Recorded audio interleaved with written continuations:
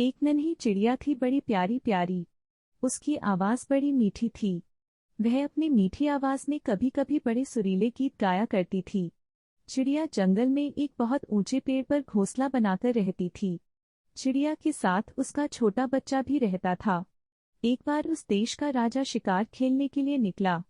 घूमते घूमते राजा अपने दरबारियों के साथ जंगल में उस स्थान पर जा पहुंचा जहां पेड़ पर मीठा गीत गाने वाली चिड़िया रहा करती थी।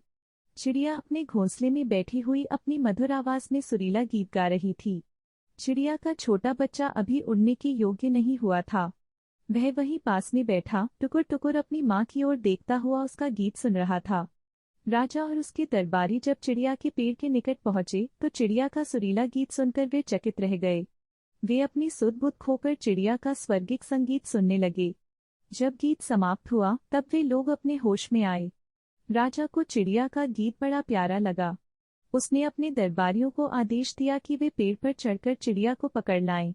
वह उस चिड़िया को अपने महल में ले जाएगा। राजा का आदेश पाते ही कुछ दरबारी पेड़ पर चढ़ने लगे। वे अब चिड़िया के घोंसले की ओर बढ़ रहे थे। दरबारियों को घोंसले के निकट आते देखकर चिड़िया फुर से उड़ गई, पर दरबारियों ने चिड़िया के छोटे बच्चे को पकड़ लिया क्योंकि बच्चा अभी छोटा ही था और उड़ने के योग्य नहीं हुआ था। दरबारी लोग चिड़िया के बच्चे को पकड़कर नीचे उतर आए। अब राजा ने सबको महल की ओर लौटने की आज्ञा दी। सभी दरबारों चिड़िया के बच्चे को लेकर महल की ओर चल पड़े।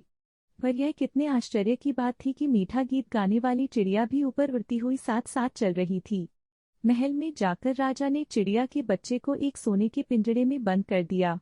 उसके खाने के लिए मीठे मीठे फल और पीने के लिए ठंडा पानी सोने की छोटी छोटी कटोरियों में रखवा दिए।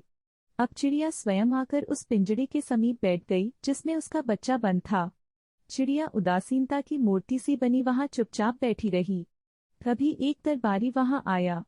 उसने चिड़िया को भी पकड़कर उसी पिंजड़े के अंदर बंद कर दिया। चिड़िया अपने बच्चे के प्रेम में ही आकर पिंजड़े में बंद हो गई थी। धीरे धीरे कई दिन बीत गए। चिड़िया न तो कुछ खाती थी न पीती थी, बस उदास बनी चुपचाप पिंजड़े में बैठी रहती थी। चिड़िया दिन पर दिन कमजोर होती जा रही थी। उसने पिंजड़े में आकर कभी अपना मीठा गीत नहीं गाया था। हाँ, चिड़िया का नन्हा बच्चा अब अपनी माँ को अपने पास पाकर बड़ा प्रसन्न था। वह खूब पेट भरकर खाता पीता था और दिन प्रतिदिन मजबूत और तगड़ा होता जा रहा था। राजा को यह जानकर बड़ी प्रसन्नता हुई थी कि गीत गाने वाली चिड़िया खुद आकर पिंजड़े में कैद हो गई। उसको आशा थी कि अब चिड़िया का मीठा गीत फिर से सुनने को मिलेगा। पर पिंजड़े में बंद चिड़िया ने अपना सुरीला गीत फिर से नहीं गाया।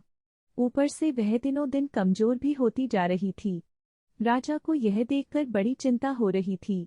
उसे अब अपने किए पर पश्चाताप भी हो रहा था कि उसने वन के आजाद पंछी और बच्चे को पिंजड़े में बंद करवा दिया, फिर भी चिड़िया का स्वर्गिक गीत उसे सुनने को न मिला।